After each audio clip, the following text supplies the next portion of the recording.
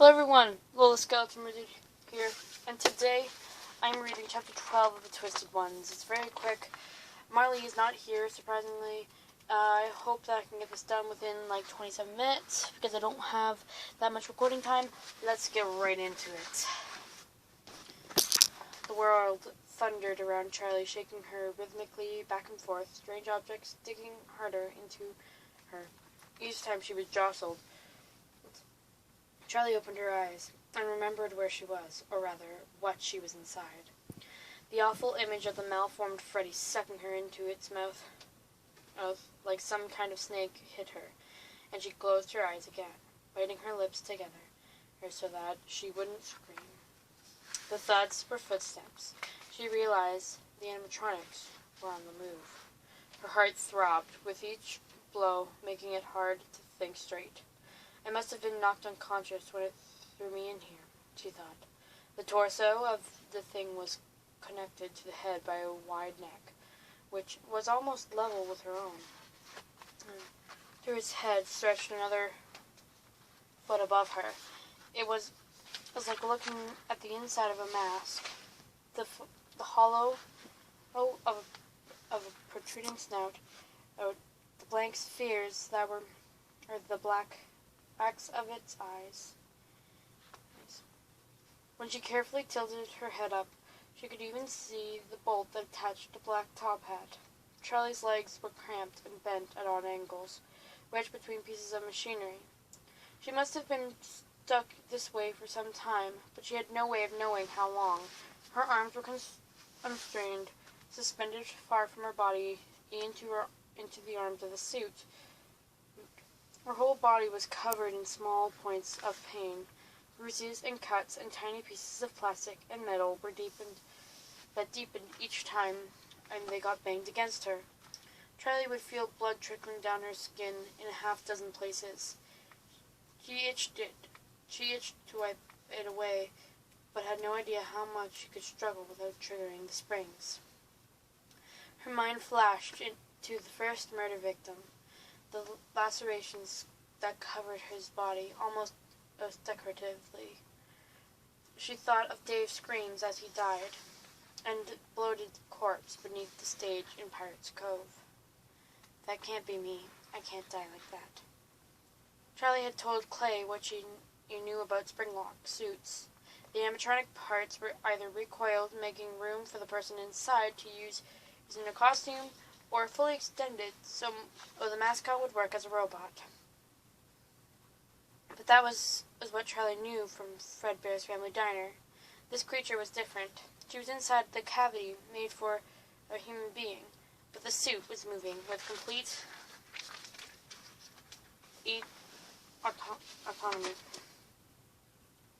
autonomy. Its insides were full of metal architecture and wires, all except for the space Charlie occupied.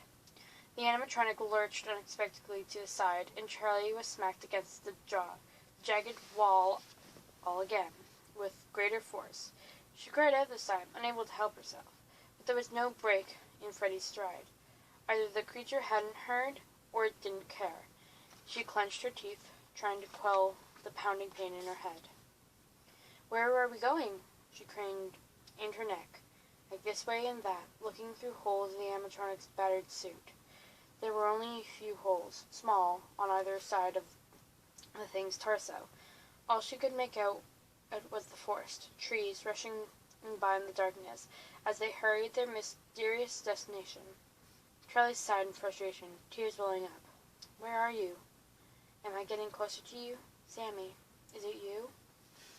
She gave up looking for hints outside and stared straight ahead and at the inside of the suit. "Stay calm," Aunt Jen's voice in her head. "Always stay calm. It's the only way to keep your head clear."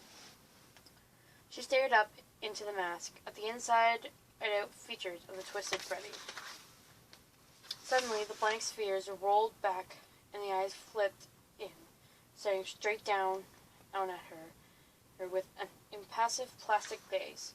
Charlie screamed and jerked back. Something behind her snapped, lashing a whip-like piece of metal into her side. She froze in terror. "No, please, no." Nothing else triggered. and after a moment she cautiously settled herself up in place, trying not to meet the shiny blue eyes above her. Her side, where the piece of metal had hit her, shocked with pain. Each time she breathed, she wondered, alarmed, if her rib had broken. Before she could be sure, the animatronic lurched to the side again, and Charlie fell with it, hitting her head so hard that the blow reverberated through her body. Her vision darkened, closing into a tunnel, and as it faded into unconsciousness again, all she could see were Freddy's watching eyes. John's lungs were beginning to burn, his legs turning rubbery as they ran and on through the forest. They had been running for what felt like hours, as though he knew it couldn't be. That was his exhaustion playing tricks on his mind. The trail had faded. When they entered the forest, the trees had been their guide.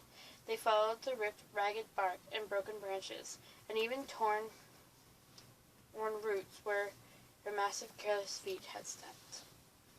But the signs had grown further between, then stopped entirely.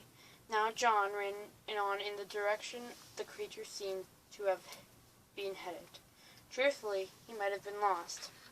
As he darted around the trees, trickled up and down small hills, and stumbled on uneven ground, John began to lose his sense of direction entirely. Ahead of him, Jessica ran confidently onward. He followed, but for all he knew, they could be running in an endless circle.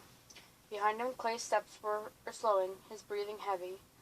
Jessica, a few paces ahead, doubled back, jogging in place as she waited for them to catch up. "Come on, guys, we're almost there," she said energetically.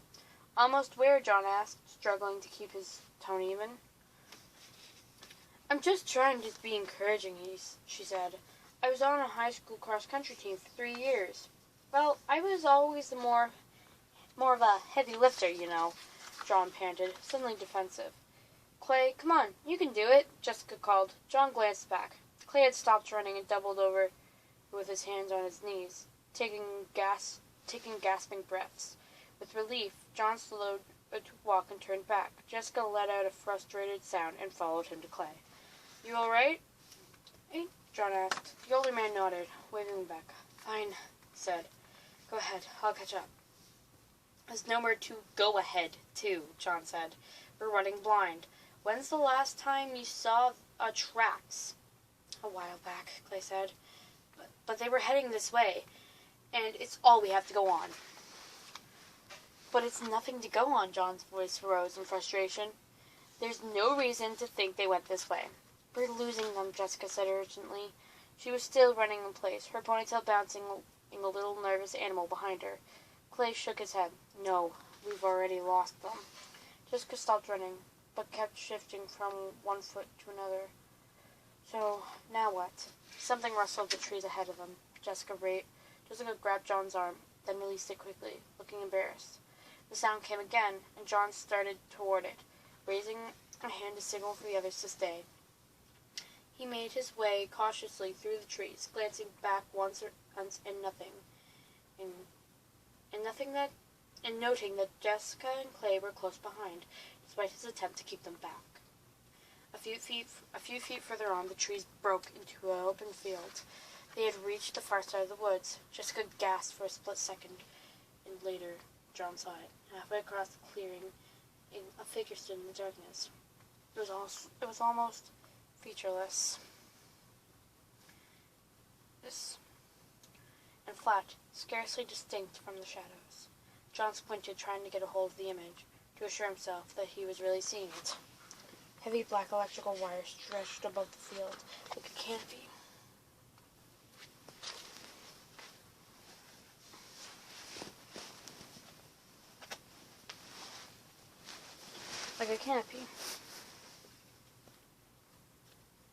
But besides the wires, the field was clear.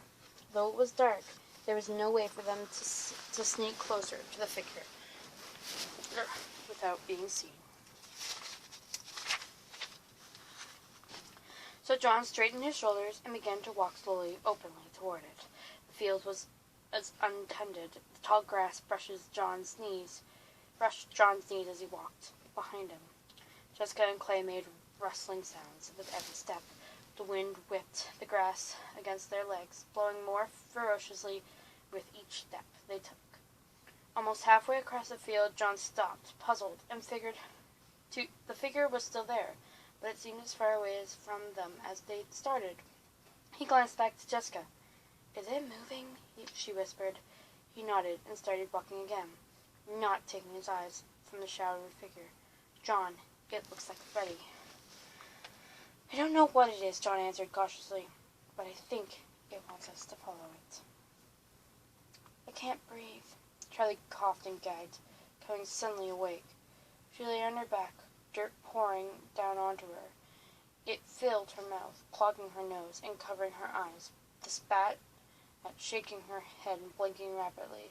She tried to raise her hand, but couldn't move them. She remembered suddenly they were trapped inside the arms of the suit and would be mutilated if they struggled to free them. "Buried alive. I'm being buried alive." She opened her mouth to scream, and more dirt fell in, hitting the back of her throat, making her gag again. Charlie could feel her pulse in her throat, choking her from the inside as surely as the dirt from the outside. Her heart was beating too fast. She felt lightheaded. She took faster breaths, trying in vain to fill her lungs, but she could only stir up the dirt and inhaled it.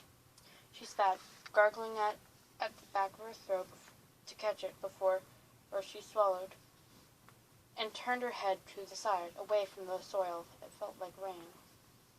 She took a shuddering breath that shook her chest, and then another. "You're hyperventilating," she told herself sternly. "You have to stop. You have to stay calm. You have to calm down. You need your head clear." The last thought came in Aunt Jen's voice. She stared at the now familiar side of the suit and took deep breaths, ignoring the dirt settling in her ears, sliding down her neck, and until her fluttering heart slowed, and she could breathe almost normally again. Charlie closed her eyes. "You have to get your arms free." She concentrated all her attention on her left arm. Her t-shirt left the skin of the arm bare against the suit, so she could feel everything that touched her.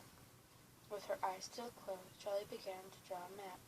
There's something at the shoulder joints on either side, the space just below, spikes in a line all the way down onto my elbow on the outside, and the inside has... What is that? She rocked her arms slowly, gently back and forth against objects, trying to envision them. "They're not spring locks," she froze, focusing again on the place where the arm joined the torso. "Those are spring locks. Okay, I'll get to it." Hands. She flexed her fingers slightly. The sleeves were wide, and her hands, which reached roughly to the creature's elbows, were less constrained than anything else. She spat out dirt again, trying not to notice that it was still pouring in steadily, piling up all around her. "Breathe while you still can." She clenched her jaw, envisioning the sleeve that encased her arm. She slowly began to work her way out of it.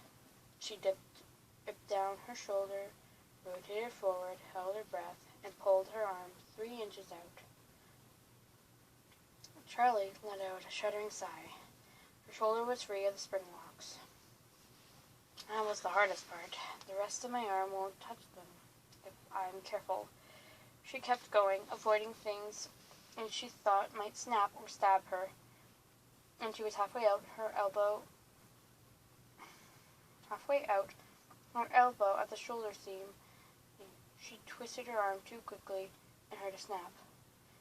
She stared horrified at the suit's shoulder, but it wasn't the spring lock. Something smaller inside had triggered, and now she could feel a burn of a fresh cut. "Okay, it's okay." She got back to work. A few minutes later, her arm was free. She flexed it back and forth in the small space, feeling a little like she had never had an arm before. Now the other one. She wiped her face with her hand, smearing away the dirt, closed her eyes, and began again with the right arm. The second sleeve took less time to get out of, but fatigued and growing mounds of dirt But fatigue and growing mounds of dirt around her made Charlie careless. Twice she triggered small mechanisms that bruised her painfully, but didn't break her skin. She yanked herself free too fast, bumping the spring locks only barely snatching her hand away before they cracked open. The arm jumped and jolted the robotic skeleton inside, and it unfolded with a more like firecracker. Charlie clutched her hands to her chest, cradling it against her pounding heart as it watched. It could have been. It wasn't. It wasn't me. Focus. Legs. Her legs weren't pinned in place as her arms had been. They simply had been awkwardly positioned, wedged between metal rods that ran through the body of the mascot, without the weight of the body resting on them, and she was able to maneuver cautiously. Charlie lifted her right leg into the air, pulling it over the rod and into the center of the torso. Nothing triggered. She did the same with her left. Her limbs freed. Charlie looked down at the blank of the animatronic, at the door, or to the chest cavity. The latch was on the outside. These creatures were old. Their parts were rusted and weak. She reached out and put her hands against the metal, feeling for springs, inks, and other devices. She couldn't quite see from where her head was stuck, and she couldn't move down safely, unless the dirt had piled up almost a foot on either side of her head, and it covered the lower half of her body. Charlie abandoned the door momentarily and began to slowly move the dirt. She lifted her head slightly and brushed at the mound with her hands, pushing the soil into the space she left. She rocked her body back and forth, using her hands to sweep dirt under her until she lay on it like a thin bed. It wouldn't protect her from the suit if she triggered it, but it would give her an extra cushion, make it slightly harder for her to jostle something and be skewered alive. She glanced at her arm. The suit had been triggered now filled with metal spines and plastic parts. A shiver went down her back. Now she inched down until she could see the chest plates. Placed her hands in the center and began to push upwards with all of her might. After a moment they came apart, and a rush of dirt cascaded in. Charlie coughed and turned her head, but she kept pushing as the dirt rained down on her. She managed to get the plates a foot apart, then crouched beneath them and paused for a moment. How deep am I? She thought for the first time. If she'd been buried 6 feet down, she might be escaping only to suffocate the home stretch. What else am I going to do? Charlie closed her eyes, took a deep breath, and held it. Then pressed herself up the doors as she began to claw herself out of the grave. The dirt wasn't packed tightly, but it took effort. She scratched and scraped with all her bare hands, wishing for a tool as her fingernails split and bled. As she hacked at the dirt, her lungs began to blur and clench, trying to get her to breathe. She scrunched her face as hard as she could and scratched harder. Are you out there? I'm coming, but help me. Please, I have to get out of this. Please, I can't die here, buried alive. Her hand broke the surface as she drew back in shock. Air! She gasped gratefully until she no longer felt starved of oxygen. Then she closed her eyes, battered her fists at the hole above her head, breaking the sides until it was large enough to wriggle through. Charlie stood up, her feet still planted in the chest cavity of the suit. There had been a little more than a foot of dirt covering it. She braced her feet on the half-open doors and clambered out of the hole, hauling herself up. She collapsed beside it, shaking with exhaustion. I'm not safe yet, she scolded herself. You have to get up. But she couldn't bring herself to move. She stared horrified at the hole she had escaped from, her face wet with tears. Time passed. Minutes or hours. She lost track completely. Finally, mustering her strength, Charlie pushed herself up to the sitting position, wiped her face. She couldn't tell where she was, but the air was cool and still. She was indoors, and somewhere in the distance was the sound of rushing water. With the adrenaline gone, on her head ached again, throbbing along with her heartbeat. It wasn't just her head. Everything hurt. She was covered in bruises. Her clothing was stained with blood, and now she wasn't suffocating. She was aware again of stabbing sensation in her ribcage every time she inhaled. Charlie prodded her ribs, trying to feel if anything seemed out of place. The bruises were already brightly colored, especially where the parts of the suit had struck her, but nothing was broken. Charlie stood up, the pain receding enough to at least move her and get her bearings. As she looked down, her blood went cold. It was Freddy Fazbear's Pizza. It can't be. The wave of panic rose again. She glanced and surrounded wildly, backing up, away from the hole in the ground. Tables, the carousel in the corner, the stage, the tablecloths are blue. The tablecloths of Freddy's weren't blue, she said, but her relief was quickly washed away by confusion. Then what is this place? The dining room was larger than the one at Freddy's, though there were fewer tables. The floor was black and white tile, except for large patches where the tiles were missing, revealing plots of packed dirt. It was oddly incongruous with everything else, which looked finished and brand new, if dusty. As she turned to the opposite wall, she saw she was being watched. Large plastic eyes stared back from the dark, glaring down at Charlie, seeming to identify her as an intruder. Fur and beaks and eyes stood poised like a small army halfway up the wall. For a long moment, and she stood stock still, bracing herself, but the animatronics didn't move. Charlie took a small step to one side, then the other. The eyes did not track her. The creatures looked forward, unseeing, their eyes fixed on points. Some of their faces were animals, and some seemed to be painted like clowns. Others appeared to be disturbingly human. Charlie moved closer and saw what it was.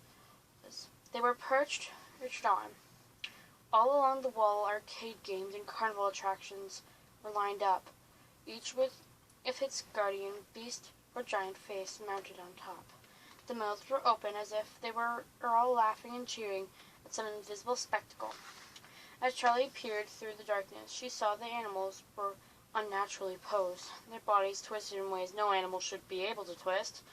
She scanned the wide mouths' faces again, and shivered. With their bodies so tortuously bent, they looked like they were screaming in pain. Charlie took deep breaths. As she calmed herself, she realized that there was music playing through the speakers overhead. It was quiet, familiar, but she couldn't name it.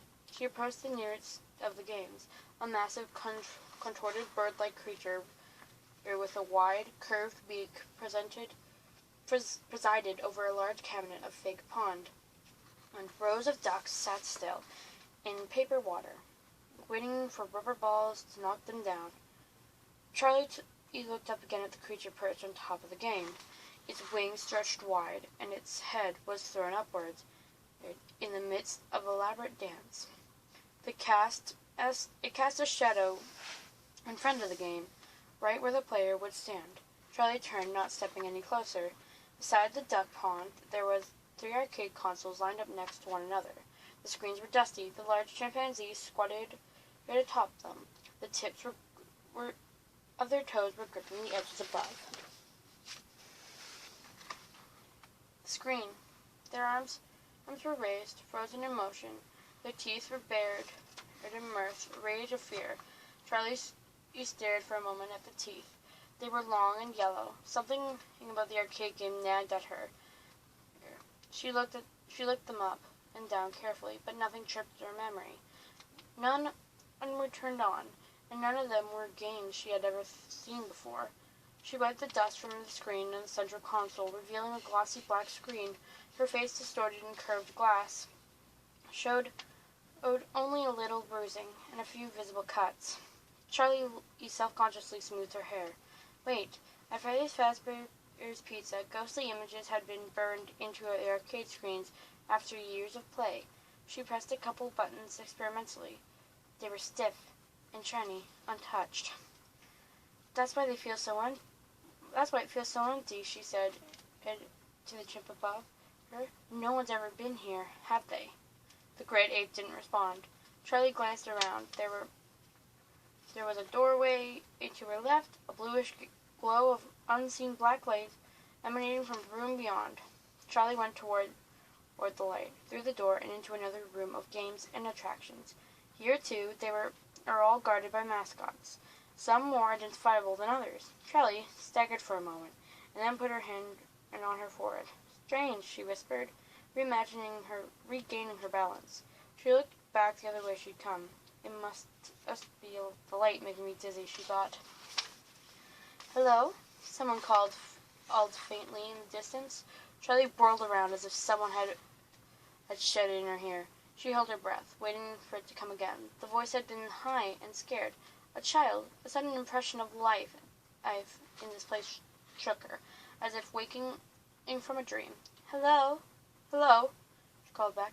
Hello? Are you all right? I won't hurt you. She glanced around the room. The sound of rushing water was louder here, making it hard to judge how far the voice had come from.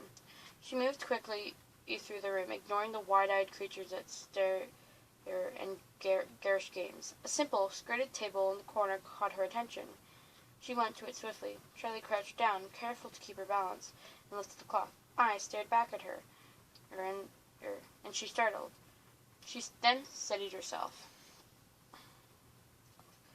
It's okay, she whispered, flipping the cloth over the table. A glimmer of eyes faded with the rush of light. There was no one there, after all. Charlie put her hands on her forehead and pressed hard for a moment, trying to ward off the growing pain in her temples. She went through another door. Now unsure where she'd come from, she discovered the source of the... Yeah, sorry about that, guys. My tablet didn't have that much storage on it, so this is kind of like a part 2. It's going to be combined into one video, so don't worry. This is why I'm just continuing off of a random place. Yeah. She went through another door, now unsure which way she'd come from, and discovered the source of the running water. Springing from the center wall to her left was a waterfall. It cascaded down over a rock, protruding several feet out, and joined a riverbed below. The water rushed from a wide pipe, only partly concealed by the rock. The stream in below was made 3 feet wide. It crossed across the room, splitting in the floor in two, and disappearing into the mouth of the cave. Charlie watched it for a moment, mesmerized by the water. After a moment, she noticed a narrow gap between the rocks. Oak face. It's behind the waterfall, just big enough for a person to walk through. Hello, Charlie called again, but only half-heartedly. Here, the white noise of water was louder than anywhere else. She realized after a second that it was recording, overpowering the sound of the actual water. She surveyed the rest of the room, except for the waterfall. All the little river was empty, but she noticed the floor had gray border. No, it's a path. It was narrower than a sidewalk, paved with square gray cobblestones. It ran alongside the curved wall, tracing the way of the waterfall, and led through a narrow passage under the fall itself. Charlie, given a rough finish, the path was likely there for some time when the place would be filled with other attractions. She could probably just walk straight across the room. Probably. Charlie stepped onto the cobblestones carefully, expecting them to give way under her weight. But they held. The manufactured coarseness of the rock's surface was sharp. It hurt a little to walk on it. Charlie, dutifully, followed the walkway, keeping close to the wall. She had a vague sense of stepping off onto the open floor might be dangerous. When she reached the waterfall, she went into the gap and gingerly touched the rock surface. It was the same plastic as the cobblestones, like a path. The cliff was hard plastic, and solid, but because it looked like rocks, it felt unsubstantial, when she touched it. Charlie took her hands away and wiped them on her jeans. She stepped carefully sideways, scooting through the hole between the waterfall. The cavern was only a few feet long, but she stopped for a moment at the center. She felt trapped in the darkness, though she could see light on either side. Trapped. Her chest tightened, and she screwed her eyes shut. Calm down. Focus on what's around you, she thought. Charlie took a long, steadying breath and listened. Standing beneath the waterfall, the tape recording was muffled. She thought she could hear the water itself rushing over her head and spilling down in front of her. Though she couldn't see, there was something else as well, quiet but distinct, from above her, or maybe behind. Charlie could hear the cranking of gears. A machine was churning in the water, keeping it flowing in a giant cycle, making the whole thing work. The sound of the machine at work calmed her. The rising panic subsided, and she opened her eyes. She took another sideways step, moving closer to the light. She stubbed her toe against something hard. A shock of pain jolted her. The object tipped over, making a sloshing sound as it fell.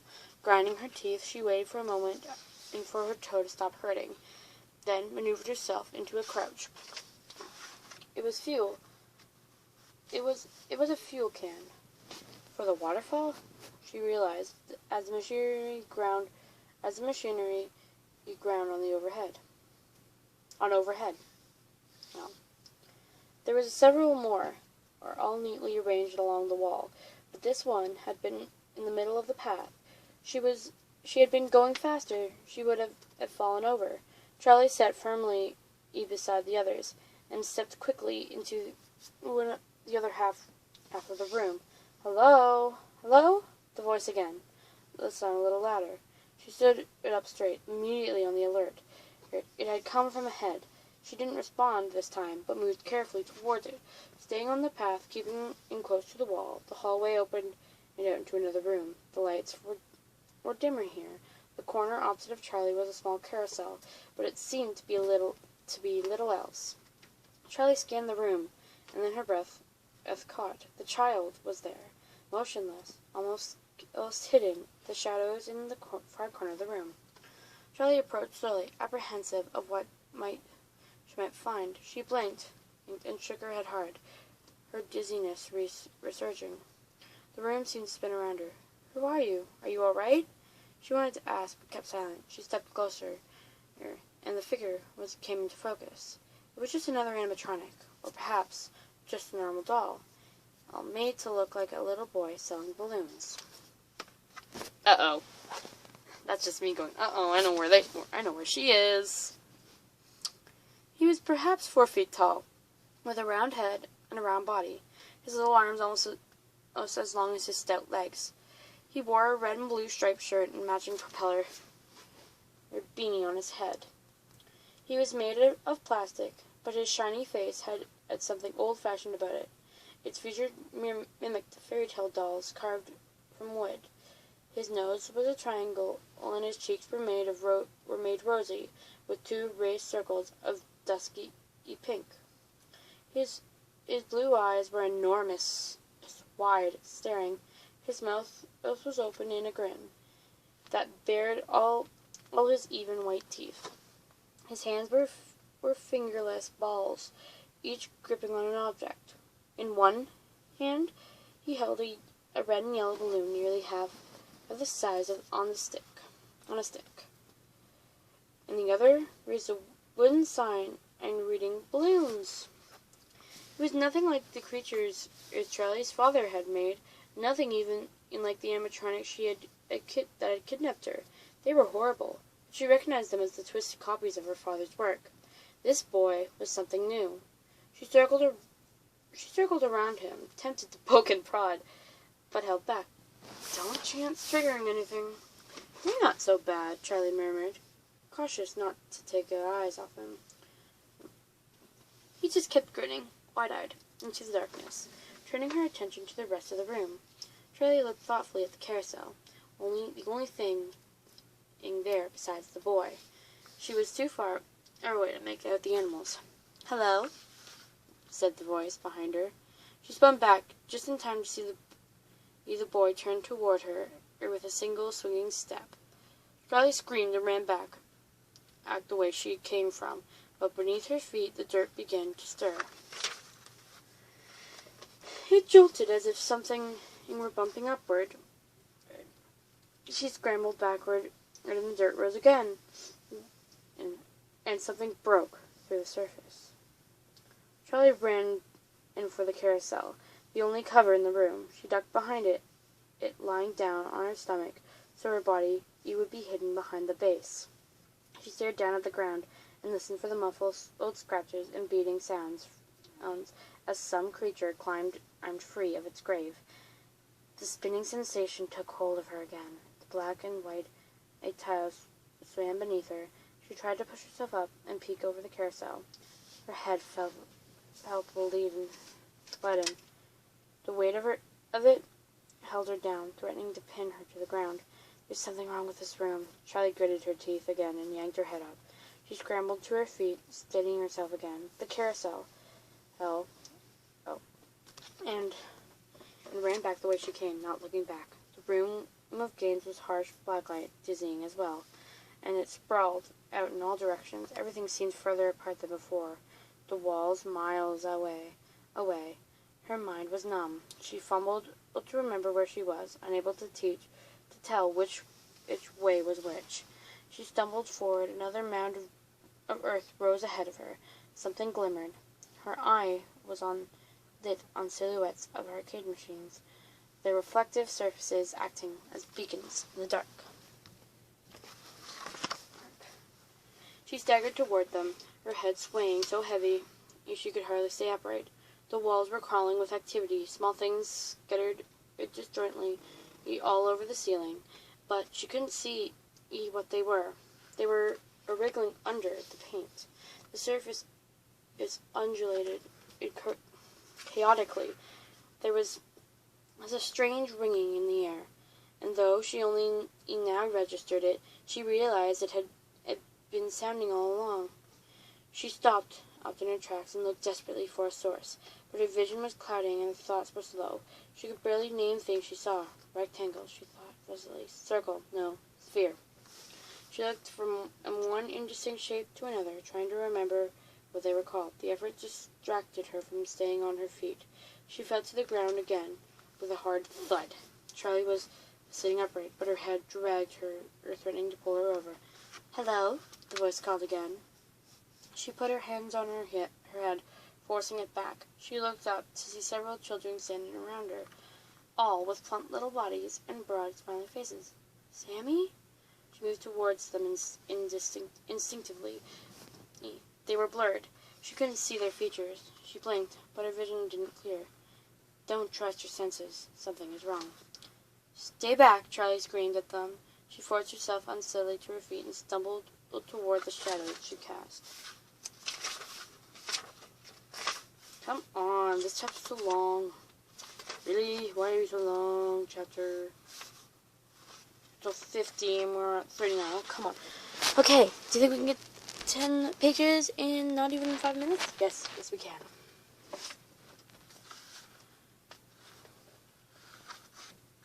The arcade towers. By the arcade towers, as there at least, she might be hidden, and from whatever worse lurked in the rooms. The children went, and with her, brushing in trails of color around her, or sweeping in and out of view. They seemed more to float than walk. Charlie kept her eyes on the towers. The children were distracting, but she knew there was something worse nearby. She could hear the sickening grind of metal, the plastic twisting and rasping voice she recognized. Sharp feet scraped against the floor, digging grooves into the tile. She crouched low, fixing her eyes on the nearest open door, and was struck by the certainty that this was the way she had come. She crawled desperately toward it, moving fast as she could without fully standing. Finally, she collapsed under her own weight and lay flat on the tile again. "You have to get up now." Charlie let out a scream and clambered to her feet. She ran headlong into the next room, barely keeping her balance. She skidded to the top of the room to the stop. The room was full and dinning. Dining tables were and carnival games. It was where she'd started, but something had changed. All the eyes were tracing her. The creatures were moving. The skin was stretching organically around their mouths, snapping. Charlie ran in for the dining table at the center of the room, the largest one with tablecloths, and almost reached the floor on either side. She slid it to the ground and crawled under it, curling herself into a ball and pulling her legs tight against her. For a moment, and there was only silence, and then the voices began again. "Hello?"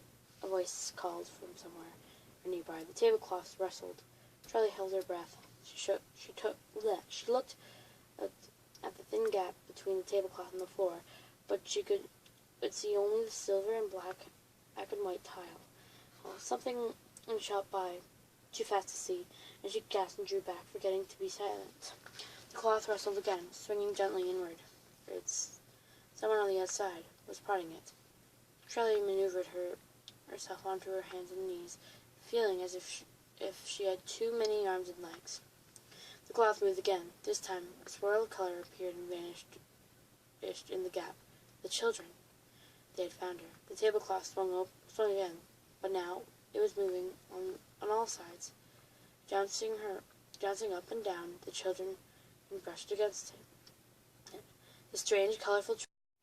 Once again, this is going to be a very, very disjointed episode because of my stupid small tablet. You friggin' whatever. Let me find where we left off. I was reading to I was just like, yeah.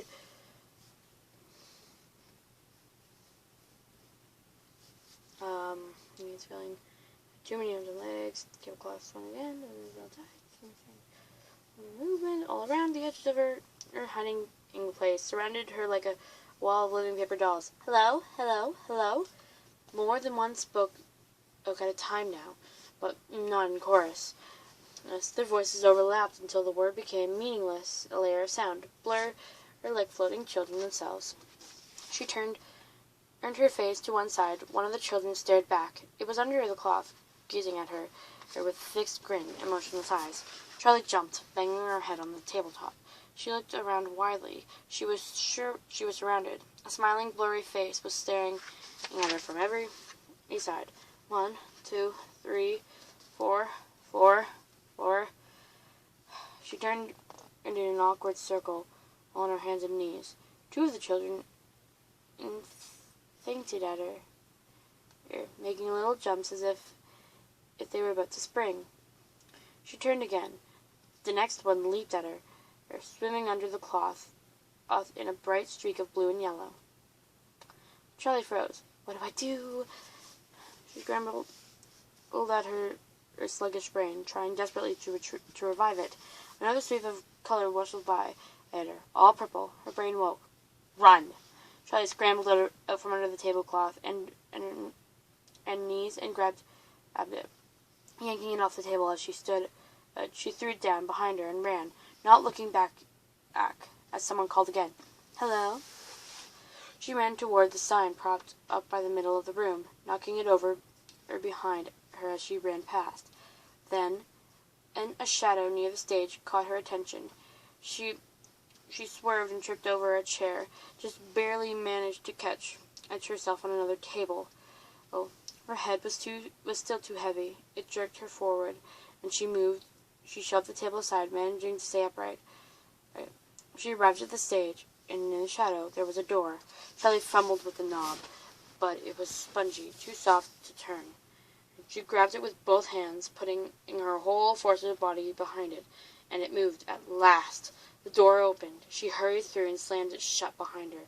Feeling for some kind of latch, she found one and snapped it shut. And as she did, her hand brushed a light switch.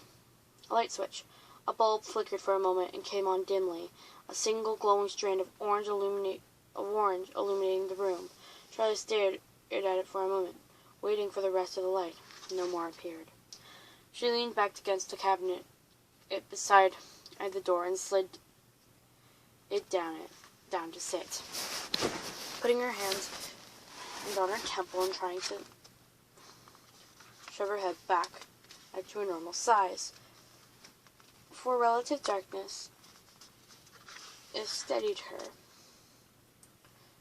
She stared down at the floor, hoping that whatever was happening to her was almost over. She looked up and the room shifted nauseatingly. It's not over. Charlie closed her eyes, took a deep breath of the stale air, and opened them again. Fur, claws, eyes. She clapped her hand over her mouth to stop herself from screaming. A jolt of adrenaline cut briefly through the fuzziness.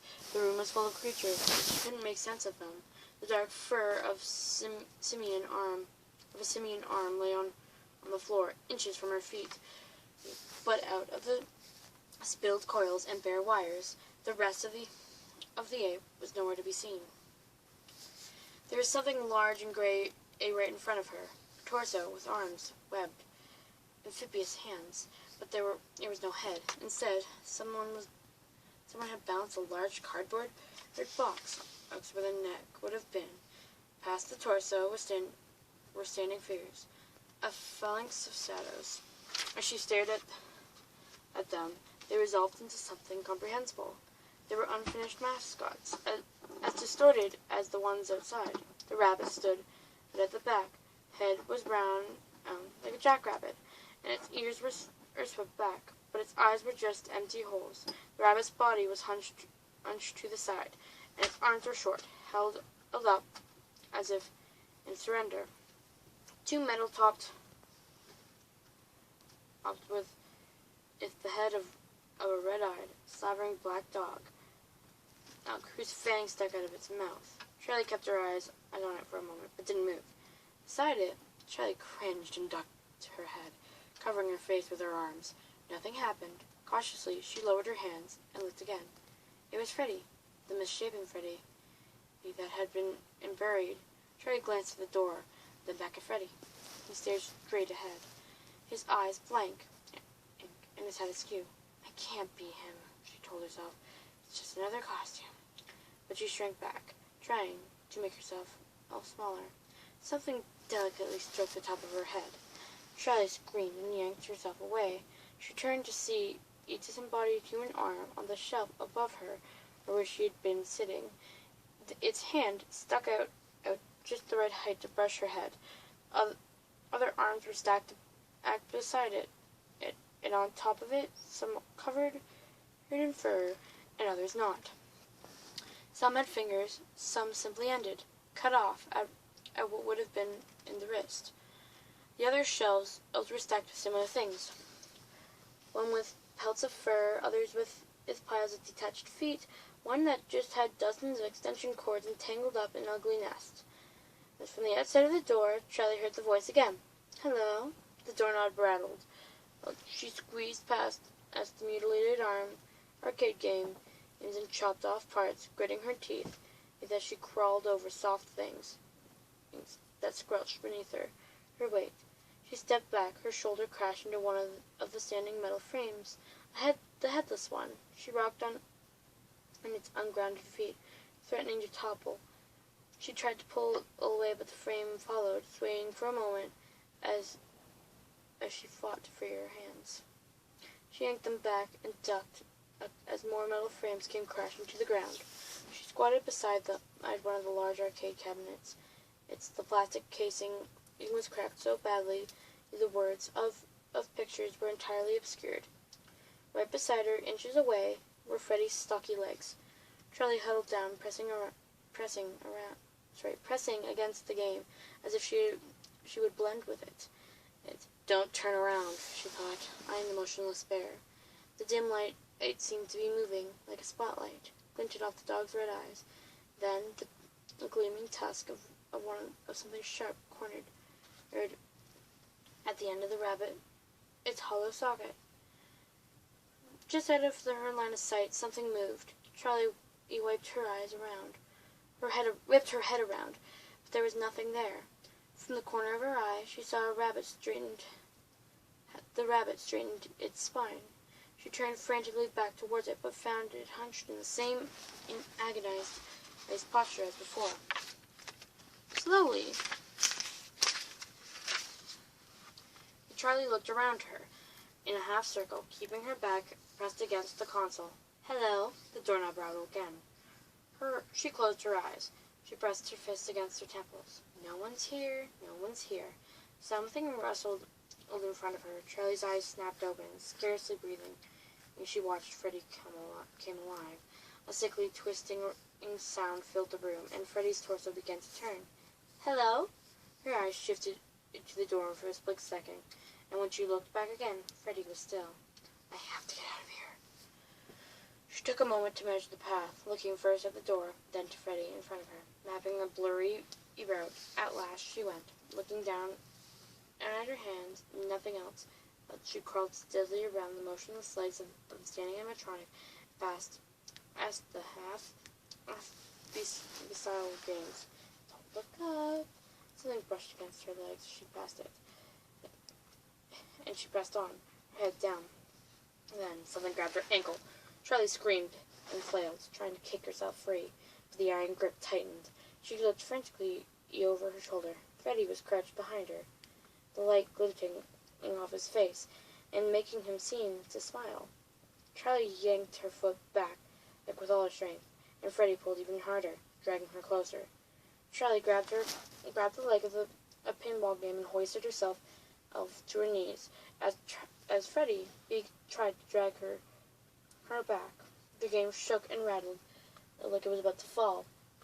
Clutching at it with all her might, Charlie jerked her body up and forward. Freddie's claws tore her skin, and as she wrenched herself free. And another cut off. All right.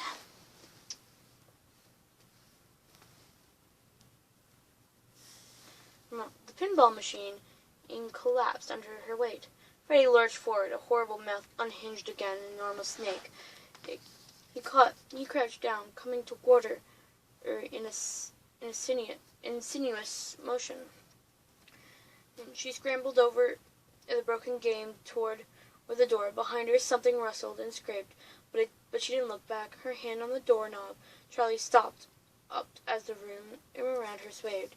The noise behind her grew louder and louder. She turned, and to see Freddie crawling toward her in a predatory crouch. His mouth was widening. Dirt poured out of the steady stream. "Hello, Charlie?" came the voice from outside, but the voice was different. It wasn't the animatronic child. Charlie fumbled with the knob, the spinning sensation in her head worsening as Freddie came in slowly, purposefully closer. The room swayed again, and her hand closed on the knob and turned it. She shoved the door open and stumbled into the light. "Charlie!" someone cried. She didn't look up. The sudden brightness was piercing. She held her hand to shield her eyes and forced the door shut again. The ringing hand stopped up while she was in the closet, but now it was louder. It filled her ears like a skewer, plunging into her swollen brain. She fell to her knees, wrapping her arms around her head, trying to protect it. "Charlie, are you okay?" Something touched her.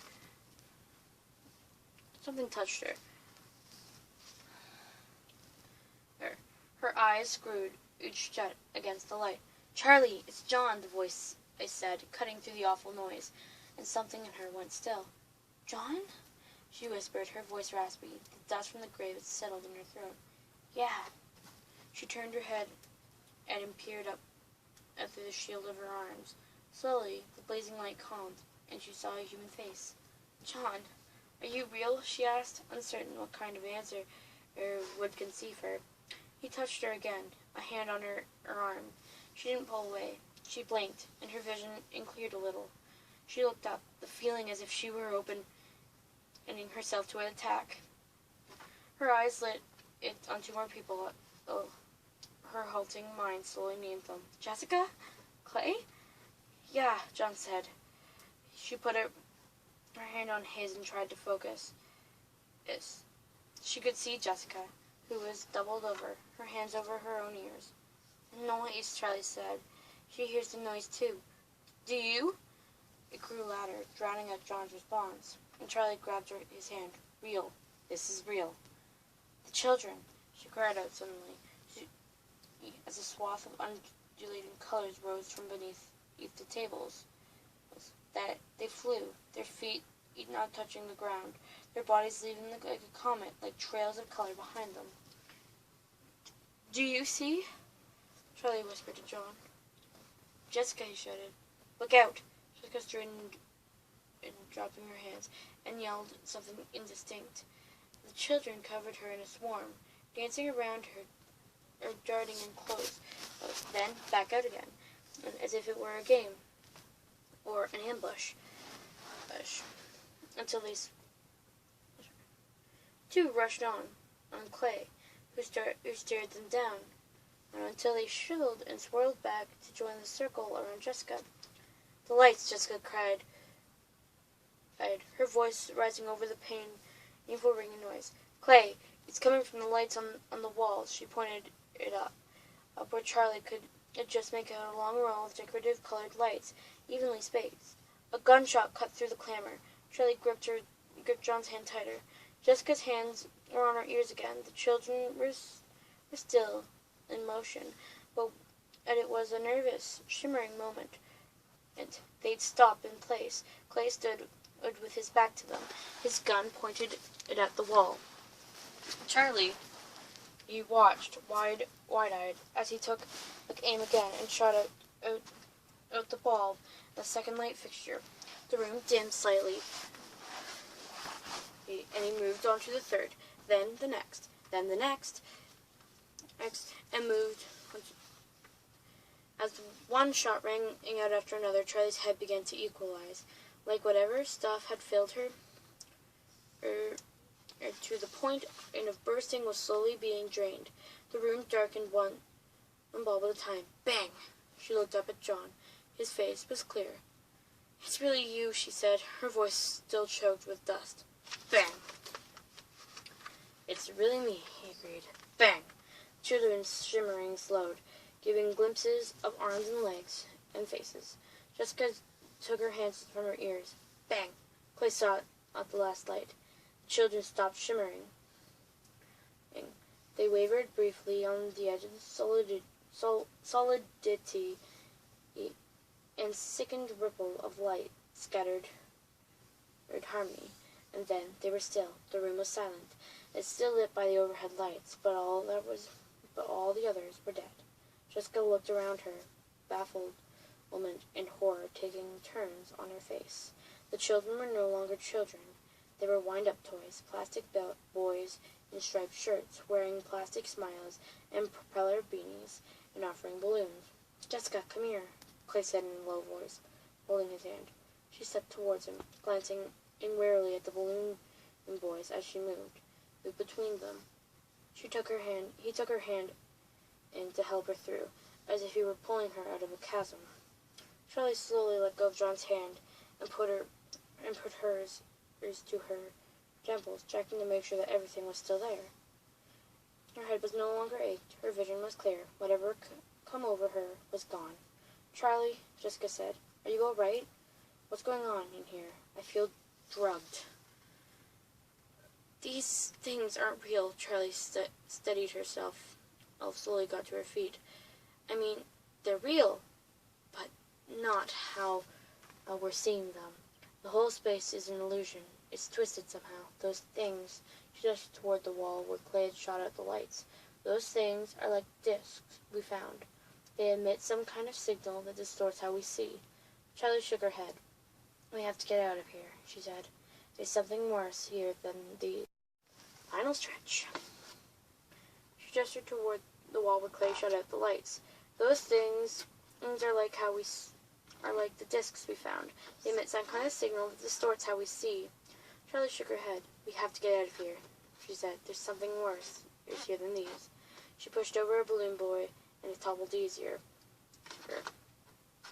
Its head popped off as it hit the ground, and it rolled across the floor. "Hello," it muttered, much quieter than before. So that's the end of chapter 12 of Twisted Ones. Now we only have 2 chapters left, guys. 2 chapters! That's insane. Because this means that I finally get to finish the Twisted Ones. Trust me, this series is such a good series. I really recommend that you buy it for yourself because I'm thinking I'm just going to read The Fourth Closet myself. Something really cool is that there's been rumors spread about another book being released. I am so excited, and I hope you're just as excited as I am. Anyways, I hope you guys have an amazing night. Happy summer to you all. I'm back for about a week, and then I'm heading for camp, and I'll be recording some videos during camp, posting them afterwards. It's going to be great. I hope you enjoyed this series. It's so close to being over. We have 2 more chapters. I'm going to be reading those this week. Stay tuned for more. I'm Lola Skeleton Wizard. This was chapter 13, or chapter 12 with the Twisted Ones. 2 more chapters, guys. Peace out.